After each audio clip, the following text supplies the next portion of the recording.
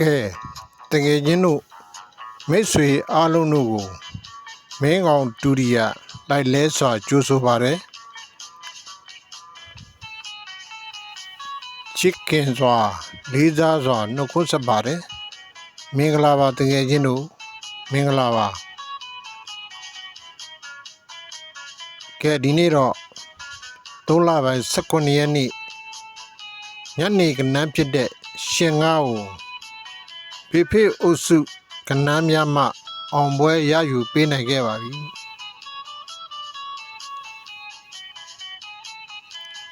ညနေကနန်းရှင်ငါးကိုအောင်မြင်ခဲ့ပါပြီဖေဖေအုပ်စုကနန်းများမှဖြစ်ပါတယ်ကဲတကယ်ချင်းတို့စိတ်မပူပါနဲ့လို့ပြောခဲ့ပါတယ်စိတ်ဓာတ်မကြပါနဲ့လဲပြန်ထမယ်လို့ပြောခဲ့ပါတယ်လဲရင်ပြန်ထမယ်လေဒုတိယမင်းကောင်ရဲ့ ready made ဇရာတွေကလွတ်အောင်မပြေးနိုင်ပါဘူးသူဘယ်နှကြိမ်ပြေးနိုင်မှာလဲကဲခုတော့ရှင်ကားကိုအောင်မြင်ခဲ့ပြီလေ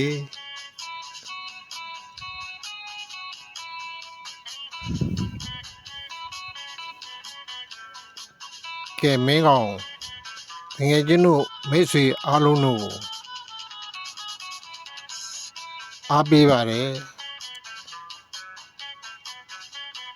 တိုက်တွန်းပါတယ်ငယ်ချင်းတို့မိတ်ဆွေအားလုံးတို့အတွက်3 လပိုင်း18 ရက်နေ့နာနဲ့အတွက်နေ့တိုက်ကနန်းတွေကိုထပ်မံပြီးတော့မေတ္တာလက်ဆောင်တင်ပေးထားလိုက်ပါတယ်မေတ္တာလက်ဆောင်မှာ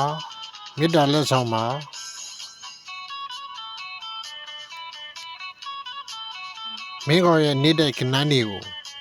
ကြိုက်ွက်တွေပါတယ်ဆိုရင်ကြိုက်တယ်ဆိုရင်ယူပြီးတော့ကစားနိုင်ပါတယ်လှုပ်ရှားနိုင်ပါတယ်ရွေးချယ်ပြီးတော့လဲကစားနိုင်တယ်လို့ဒီတိုင်းလဲကစားနိုင်ပါတယ်တကယ်ချင်းတို့ရဲ့သဘောဆန္ဒအတိုင်းမှာအောက်မှာလဲတဲဘူးကြရင်3 ခွက်ပေးထားပါတယ်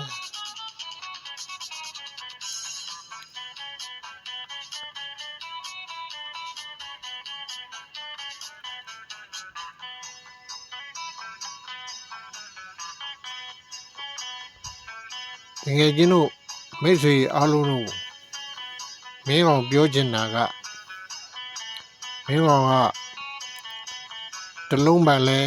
မသုံးပါဘူးဝမ်းကျင်းလဲမသုံးပါဘူးကြီး3 လုံးလဲမသုံးပါဘူးပရိတ်လဲမသုံးပါဘူး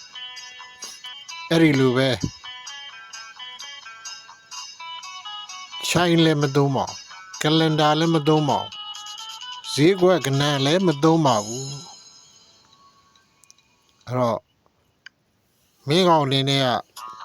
အစင်သင့် ready made ဇရာ10 ခွက်ကိုအစင်သင့်ထာဝရသုံးနိုင်တဲ့ ready made ဇရာခွက်10 ခွက်ကိုအစင်သင့်ရှိပါတယ်ပေါက်သီးကိုကြည့်ပြီးတော့ဇရာခွက်ကိုချက်ချင်းကူးတင်တာပါအဲ့တော့တကယ်ချင်းတို့မှာလုံးပိုင်းနေဝမ်းကျင်းနေကြီးတွေရှိတယ်ဆိုရင်ပြုပြင်ပြီးတော့ကစားနိုင်ပါတယ်သုံးနိုင်ပါတယ်ဆိုတဲ့အကြောင်းမင်းကောင်ကပြောချင်တာပါ